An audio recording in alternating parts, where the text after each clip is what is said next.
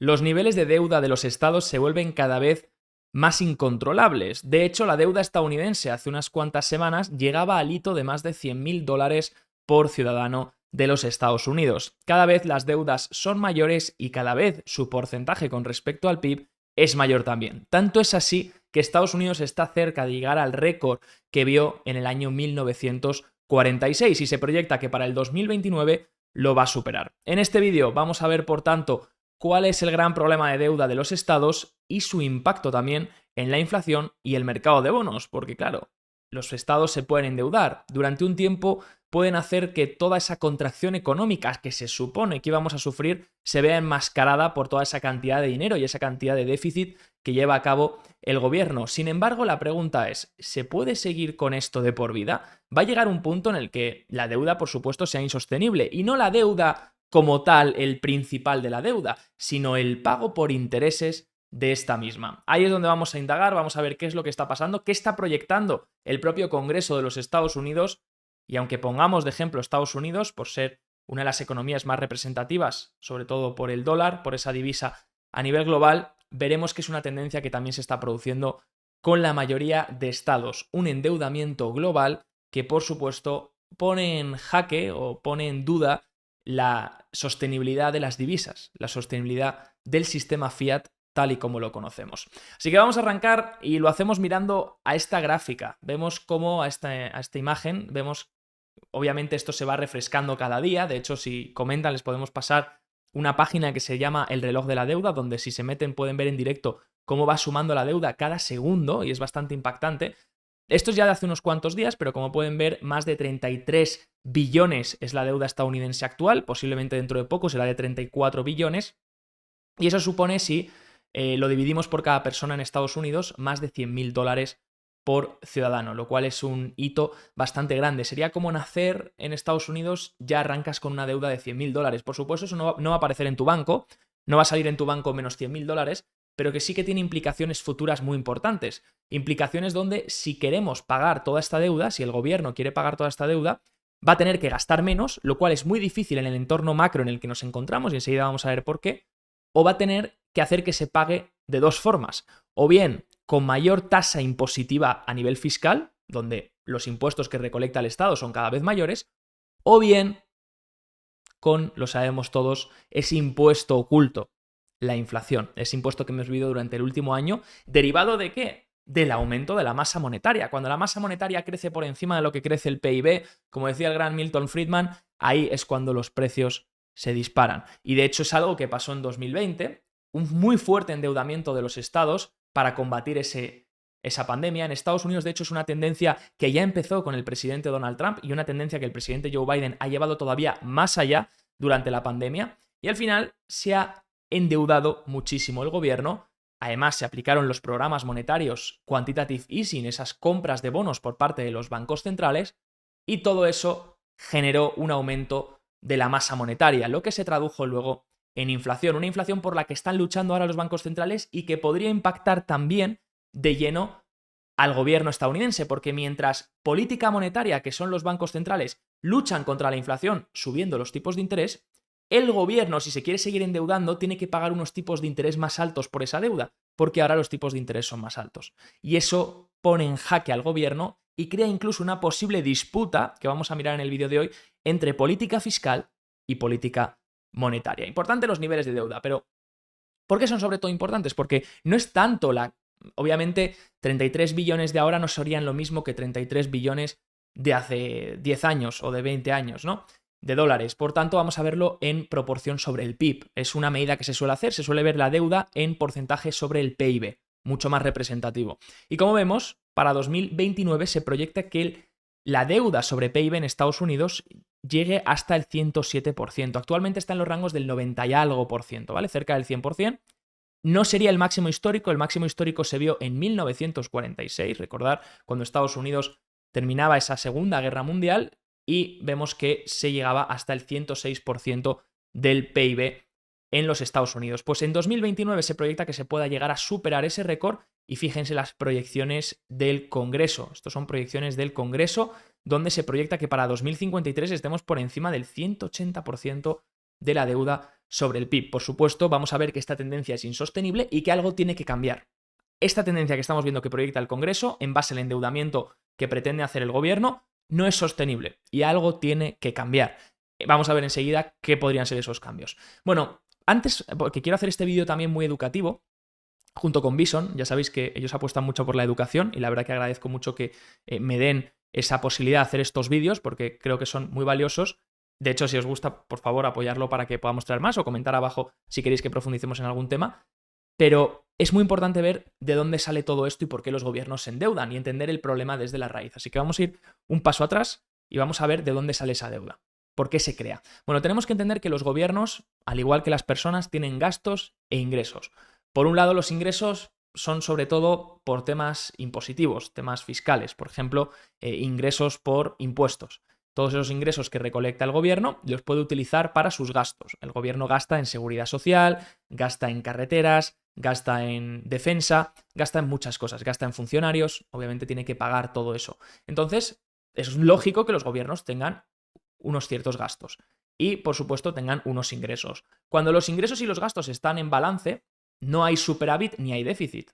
Realmente se ha cubierto todo el gasto con todo lo que se ha ingresado. Por lo tanto, el gobierno está en balance.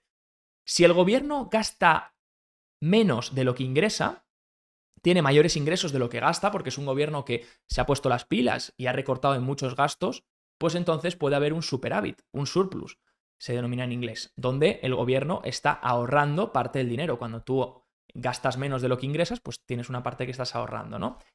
Y lo que suele ocurrir con la mayoría de gobiernos ahora es que casi todos incurren en déficit. Esto es cuando gastas más de lo que ganas. Por lo tanto, tienes un mayor gasto de tus ingresos. Entonces, la pregunta es, ¿cómo se cubre ese gasto? Por ejemplo, tú si en un banco tienes unos ingresos y tienes $1.000 de ingresos y gastas 1.200, ¿cómo vas a cubrir esos $200? Pues no te queda otra que con crédito. No te queda otra que pedir una deuda al banco. Pues el Estado lo que hace es lo mismo, endeudarse, cubre ese déficit, que al final no deja de ser la diferencia, endeudándose. Fíjense, aquí tenemos el año 2023, el año fiscal en Estados Unidos termina el 30 de septiembre de 2023. Ahí es cuando de hecho se tiene que entregar el plan fiscal y tiene que ser aprobado para el año siguiente, y por eso estamos viendo lo que ha pasado en la Cámara de Representantes, ¿no? Que se despidió a McCarthy, se echó a McCarthy, etc. Y el nuevo líder de la Cámara de Representantes, que hubo bastante lío ahí hace unos meses. Si os fijáis, aquí estaría el gasto total del año 2023, 6 billones. Aquí estaría el ingreso que se ha recolectado por impuestos y por las acciones que lleva a cabo el gobierno, 4 billones. Y por supuesto, como ha gastado más, esto de más que ha gastado, que supera los ingresos, es 1.7 billones. Ese es el déficit en el que ha incurrido, exactamente es 1.69, es el déficit en el que ha incurrido Estados Unidos durante el año fiscal 2023. Por supuesto, si esto es por encima de lo que Estados Unidos ingresaba, ¿cómo lo va a cubrir? Pues con deuda. Y ahí es cuando los déficits se van agregando unos a otros y se llegan a los niveles de deuda gubernamental que hay actualmente. De hecho, el déficit es muy importante recalcarlo porque el déficit nos muestra hasta qué nivel de endeudamiento va a tener que llevar a cabo el gobierno en el futuro, porque nos muestra cómo está gastando, a qué niveles está gastando. Si miramos, el déficit ha incrementado un 23% con respecto al último año, lo que es preocupante porque ya de hecho en 2021, bueno, el año fiscal 2022, se gastaron 1,38 billones de dólares. Por lo tanto, si ya es un gasto muy elevado, incluso subirlo un 23% es una barbaridad cuando ya no tienes una pandemia de por medio, ¿no? Pero pues ahora tienes guerras, tienes otras cosas que el gobierno intenta justificar. De hecho, aquí lo podéis ver, aquí podemos ver esos déficits. Hemos dicho que 1.7 era el de este año, podemos ver esos déficits anuales. Desde 2016 vemos una tendencia de incremento de los déficits, esto fue con el gobierno de Trump, por supuesto, pero luego vemos que esto se dispara con el gobierno de Joe Biden. Fijaros que el gobierno de Joe Biden ha sido el gobierno más gastón de las últimas 3 décadas. Bueno, 2 décadas, que estamos viendo aquí, un poco más de 2 décadas. 23 años. De los últimos 23 años, el gobierno de Biden ha sido, por supuesto, el más gastón, con una media incluso por encima de los 1,5 billones, algo que ningún presidente había llevado a cabo. Ningún presidente había llevado a cabo este gasto de déficit. De hecho, en 2009 se llevó a cabo casi 1.4, 1.5 cercano.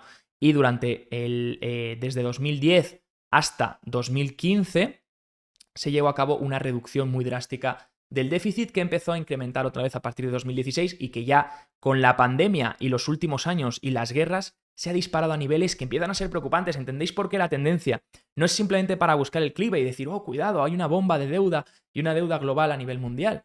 No, es para ver los déficits que están incurriendo los gobiernos, mirar el gasto al que está incurriendo el gobierno, que casi se ha duplicado con respecto a años altos anteriores. Ni siquiera me estoy comparando con años bajos, años muy altos de los últimos 20 años, el déficit está duplicado, e incluso en un año como 2023, que ya se ha salido de la pandemia, ya en principio, ya has tenido tanto déficit anterior que te ha permitido cubrir muchas cosas, aún así este año 1,7 billones de déficit. Es una barbaridad, que sigue siendo el nivel más alto, si excluimos los últimos 3 años, sigue siendo el nivel más alto de los últimos 23 años. Es algo súper dramático y bastante preocupante el gasto que están llevando a cabo los gobiernos. Y claro, la pregunta es, ¿cómo van a quitarse este gasto? ¿Qué va a pasar cuando se quiten este gasto? ¿Lo vamos a notar realmente en el día a día? Porque claro, todo esto son servicios sociales, son ayudas, son un montón de cosas que luego habrá que ver cómo el gobierno, uno, consigue quitárselo y dos, el impacto para el ciudadano, ¿no? Aquí se pueden diferenciar dos cosas. Recordar que el déficit también, al igual como está en dólares, obviamente es muy distinto comparar un déficit de ahora, sobre todo con la inflación que ha habido, con un déficit de 2005. Por supuesto, no es lo mismo 1,7 billones ahora que 1,7 billones anteriormente, ¿no? Por lo tanto, vamos a mirarlo en porcentaje de PIB.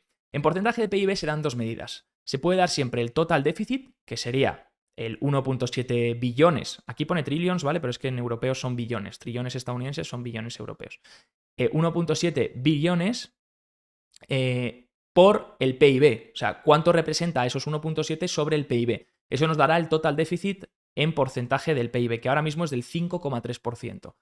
El primary deficit, que vais a ver la medida en algunos sitios, lo que hace es excluir la parte de gasto por intereses. Coge el déficit y resta el gasto por intereses de la deuda. Entonces, eso te da el primary deficit, que sería simplemente el principal que cubre el déficit y de la deuda, y eso es el 2,9% del PIB. Esto es importante porque enseguida vamos a ir viendo y comparándolo con anteriores épocas, porque no lo podemos comparar tanto como lo hemos hecho aquí en términos absolutos de dólares, sino mejor en porcentaje del PIB para ver realmente cuál es el impacto o cómo está incrementando el gasto.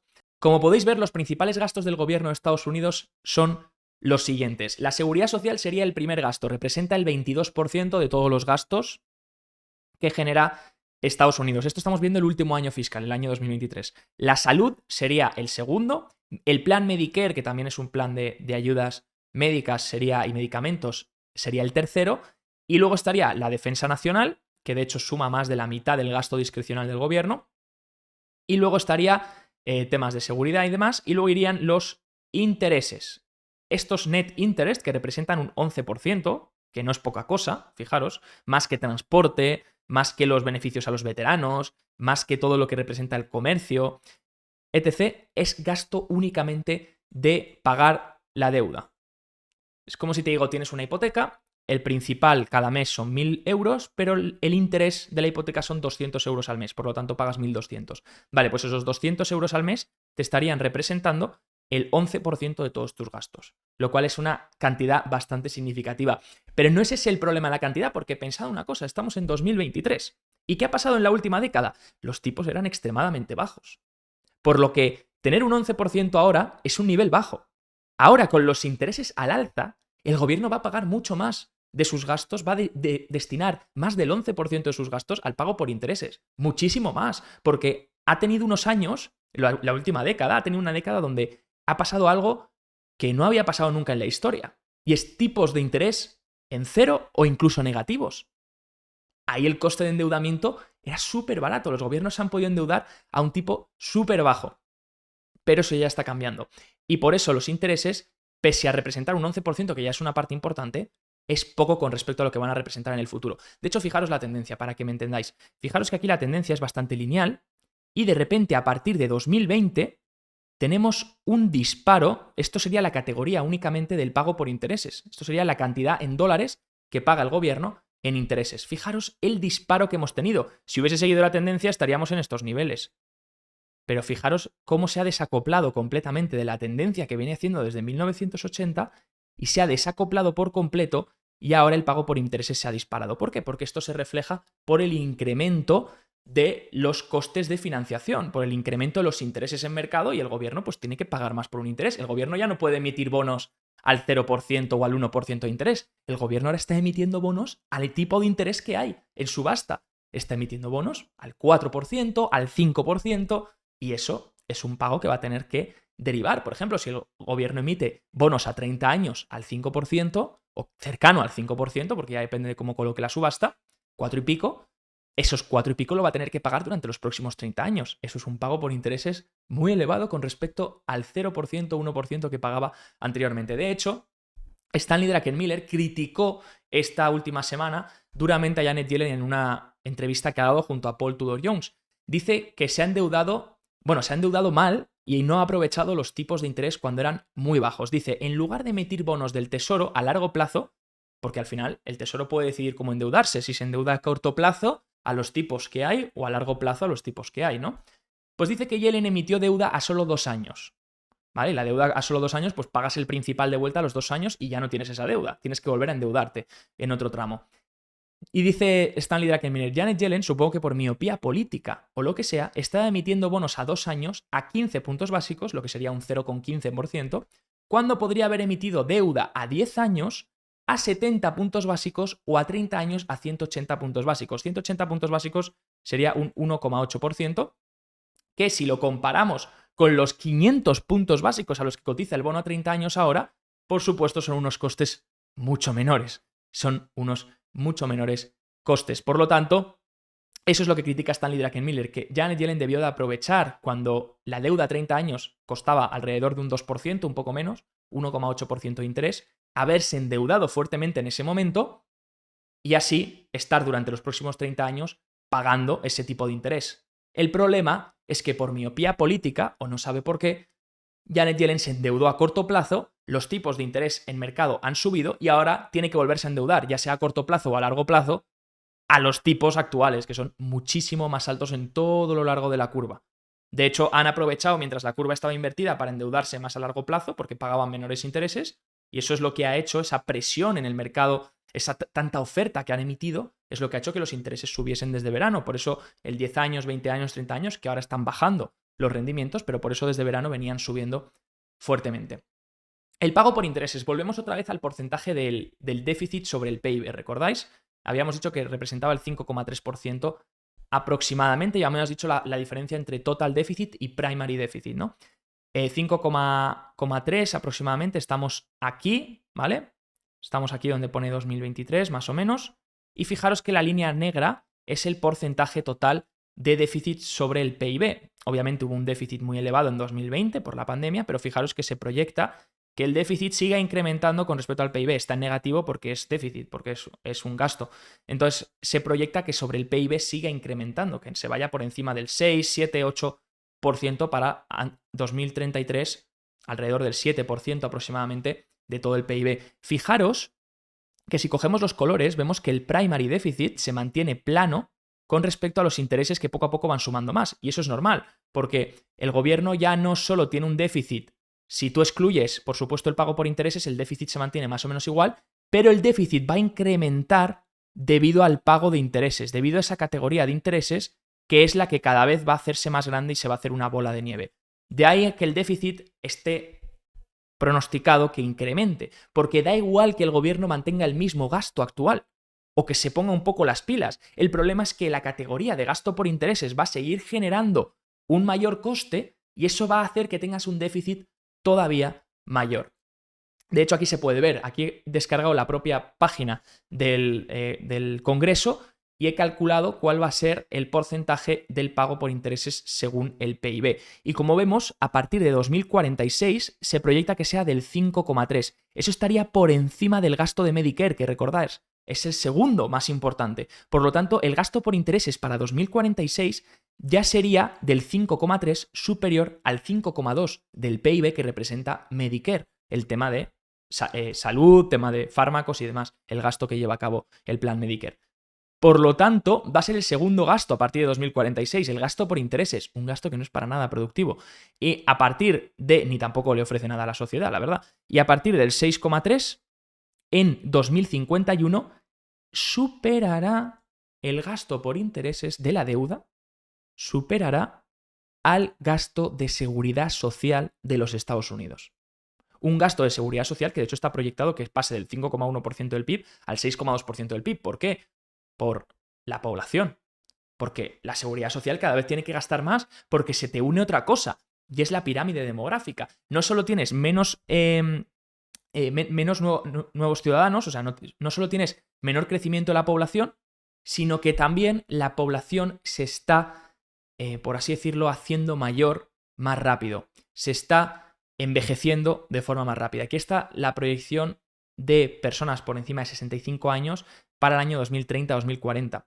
Va a casi duplicarse con respecto a lo que veíamos en 2010. Y aquí tenéis toda esa diferencia entre la población en 1972, la edad, y ahora la población en 2021. Veis que pues, ahora se llega a edades mucho más altas. De hecho, para 2023 todos los baby boomers tendrán 65 años o más. Entonces todo eso va a conllevar un gasto en la seguridad social mayor. Pero aún así, para 2051 el gasto por intereses, repito, superará al gasto por seguridad social. Aquí tenéis expresado para que se pueda ver en gráficos ese gasto por intereses. Y es que a veces me molesta porque, fijaros, 2053, 6,7% del PIB, ¿vale? Va a representar, estos serían los intereses únicamente de la deuda. Solo para pagar la deuda, un 6,7% del PIB. Pero me molesta porque a veces cuando lo expresamos en términos del PIB parece poco. Bueno, es un 6%, no pasa nada, lo tenemos ahí. Pero vamos a expresarlo en términos de lo que recolecta el Estado. El 35% del dinero recolectado para 2053, ¿vale? El 35% de todo lo que recolecta en impuestos el gobierno se irá únicamente a pagar los intereses de la deuda. 35%. Es una barbaridad. Más de un tercio de lo que gana el gobierno lo van a destinar únicamente para el pago de intereses, que, repito, no aporta nada a la sociedad ni es productivo. Simplemente aporta, por supuesto, al que tiene la deuda estadounidense, que le pagan sus intereses. ¿Cómo termina todo esto? Bueno, hay un paper muy interesante de la Reserva Federal de San Luis, que si lo pedís os lo puedo pasar, es de hecho muy reciente, del último mes, donde habla de todo esto. Y habla incluso de la dominancia fiscal, un término que hace referencia a que cuando el Estado se dé cuenta, el gobierno estadounidense se dé cuenta que no puede seguir con este ritmo de endeudamiento a los costes a los que se está endeudando, podría ejercer una dominancia sobre la política monetaria para que estos cambien su política. Recordar que en principio la Fed es un órgano independiente y deciden la política monetaria al margen de lo que les pida el Congreso. El Congreso les puede pedir, por favor, bajar tipos, que la gente se está arruinando. Pero es la política monetaria la que decide y donde tiene un doble mandato: el pleno empleo y también la estabilidad de precios. ¿Pero qué podemos ver? Pues el propio gobierno publicó en febrero de 2023 que si se sigue esta tendencia de deuda, se proyecta que la deuda sobre el PIB alcance el 566% para 2097. Por supuesto, este nivel es puramente insostenible y de ahí que tenga que haber ciertos cambios. Por supuesto, ¿cuáles podrían ser los cambios? Pues recortar el cinturón, recortar muchísimo los gastos, podría ser una opción.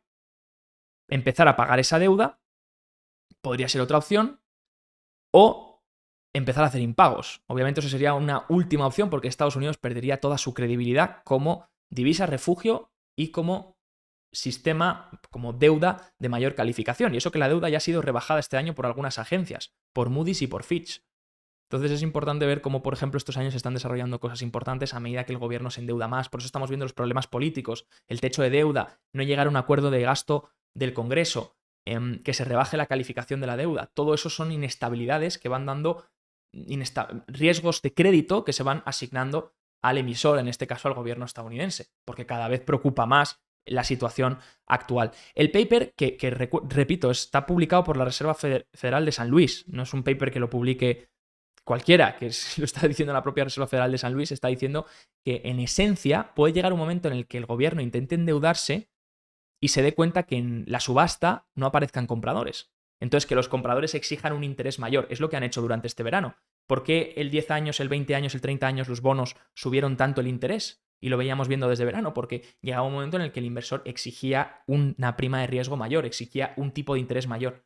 Entonces, se va emitiendo esa oferta en el mercado, cada vez se exige un interés mayor porque hay cada vez más oferta y a lo mejor la demanda no está siguiendo el mismo nivel, sobre todo porque la Fed está aplicando un QT, una reducción del balance, por lo tanto se quita toda la demanda de la Fed. Obviamente no está haciendo venta directa, pero no está reinvirtiendo los bonos que deja vencer. Y luego, por otro lado, pues puede llegar un momento en el que el gobierno, dice el paper, en el que el gobierno intente hacer una subasta y no aparezca ningún comprador. Y entonces tenga que dar un interés mayor, un interés mayor, un interés mayor, para que haya un incentivo para que un comprador aparezca. ¿Qué pasa? Que puede llegar un momento en el que el gobierno diga, pues hasta aquí, ¿no? Y esa dominancia fiscal obligue a la Fed, ya sea por una ley, por cualquier cosa, ¿no? Que al final el Congreso pudiese llevar a cabo una ley donde domine, por así decirlo, los intereses del gobierno y tenga la Fed que a lo mejor pues pivotar, volver a iniciar el QE, volver a bajar tipos de interés, algo que pudiese ayudar al gobierno a poder tener unos costes de financiación mucho más baratos y no pagar esos intereses por la deuda que, como vemos, podrían ser detonantes para todo el gobierno y para todo lo que es el sistema del dólar. Por supuesto, todo esto son simplemente especulaciones, lo dice el paper, pero algo tendrá que cambiar. El nivel de gasto no se puede mantener en estos niveles. Aquí vemos el porqué de la subida de intereses, ¿no? Esa subida de intereses que se ha producido desde verano.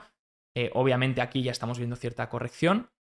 Y por supuesto conocíamos ¿por qué ha empezado a corregir de hecho desde los últimos días? Porque se conocía el plan de endeudamiento trimestral del Tesoro el otro día y ha sido menor de lo esperado. Aún así es mucho papel el que va a emitir el Tesoro, es mucha deuda. Lo que pasa que ha sido un poco menos de lo que se esperaba y sobre todo en los tramos a largo plazo.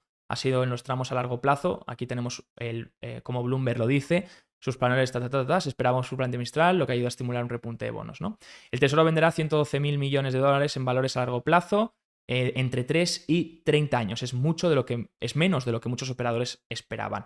En comparación con agosto, la diferencia clave esta vez fue un ritmo más lento de aumentos en las ventas de títulos a 10 años y 30 años. Porque el Tesoro sabe que estaba presionando mucho el mercado de bonos, porque estaba haciendo su endeudamiento a largo plazo, estaba haciendo su oferta, estaba haciendo que los mercados de bonos, los intereses del mercado de bonos se disparasen a largo plazo.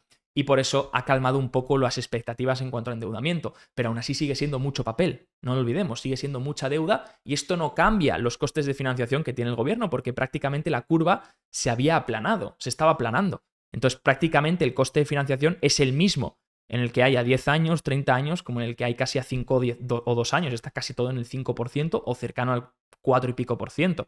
Sigue pagando esos intereses, incluso si quieren endeudar a 2 años, va a tener que seguir pagando cerca de un 5%. El tema es que a lo mejor el Tesoro decide endeudarse a corto plazo esperando una potencial bajada de los intereses en el largo plazo para luego endeudarse más a largo. ¿Quién sabe? Y no comprometerse a 30 años a un 5% cuando puede endeudarse a 2 años a un 5%, pero luego si bajan los intereses, volver a endeudarse a 2 años a un 2 o a un 3. No se sabe, por eso el Congreso está tan pesado con la Fed, por eso siempre que Powell va al Congreso le presionan tanto.